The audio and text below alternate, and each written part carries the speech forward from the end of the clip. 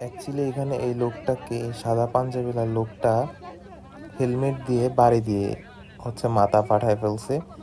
ওই যার মাথা ফাটায় ফেলছে ওই লোকটা হচ্ছে বাইক রাইডার, বাইক শেয়ার করে, পাঠাও চালায়, আর উনি হচ্ছে ওনার যাত্রী। এই লোকটা কি করছে, মহাখালী আমতলী থেকে ওনার বাইকে উঠছে, কোথায় একটা যেন যাবে, আমি জায়গার নামটা ভুলে গেছি। সো যাবে ভালো কথা, তো এদিক দিয়ে যাবে হচ্ছে ওনার মনে হচ্ছে, বাইক রাইডারের মনে হচ্ছে যে বাইকের তেল কম আছে।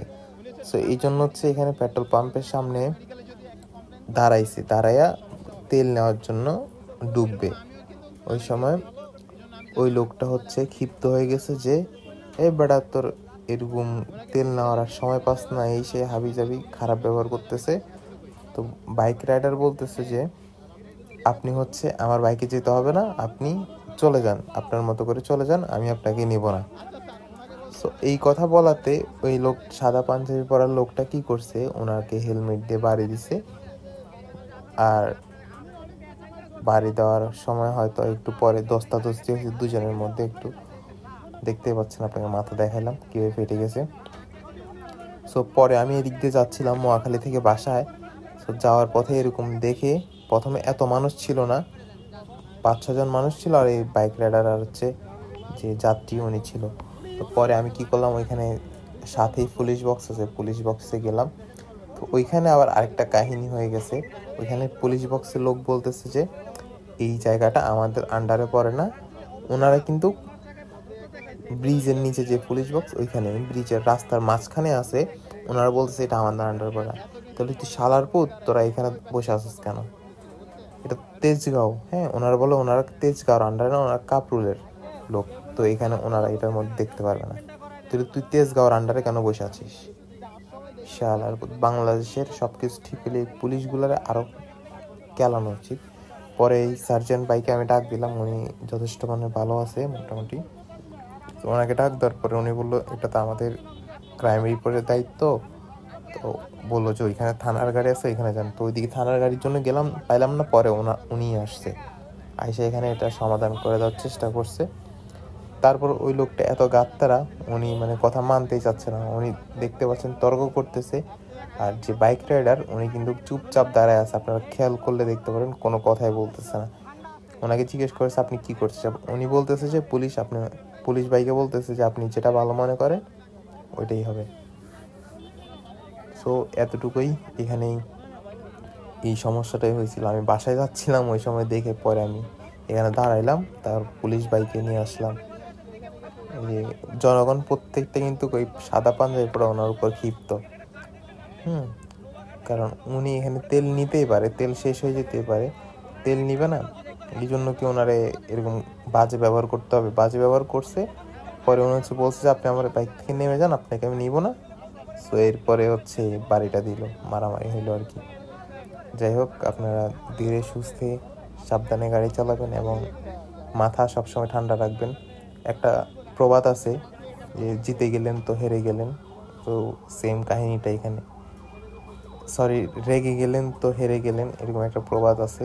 তো এখানে সাদা পাঞ্জাবি লোকটা রেগে গেছে, তারপর বাইক রাইডারটাও রেগে গেছিল।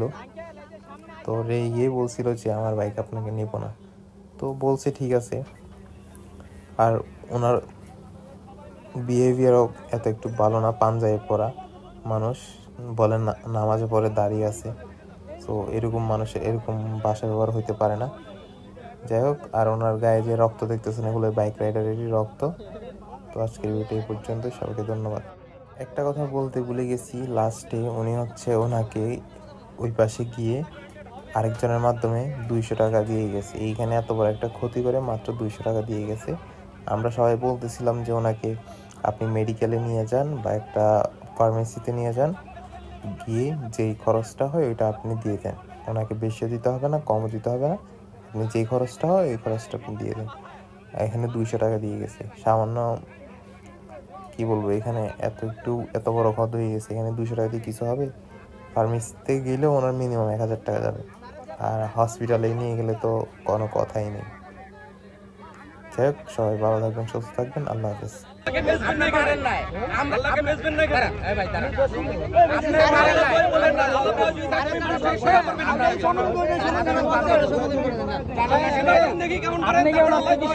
চিকিৎসা করে আপনি চলে যাবেন।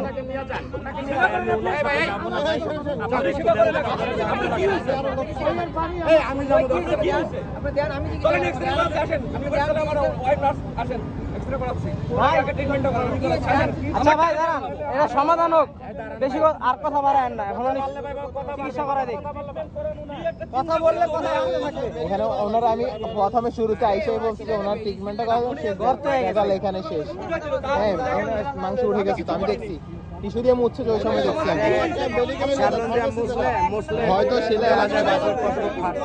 হয়তো সেলাই লাগতে পারে, শিওর না।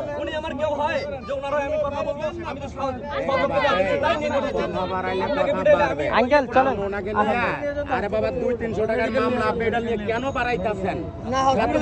কেন আসেন আসেন আঙ্কেল আসেন ভাই, আসেন আপনি নিয়ে যান, হলে যাই ইয়াতে নিয়ে যান। আতিক ভাই ইউনিভার্সিটি নিয়ে যান।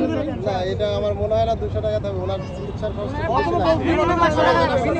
আঙ্কেল আমি বলি আপনি মেডিকেলে নিয়ে যান, ওনারা যা খরচ হবে ওখানে দিবেন।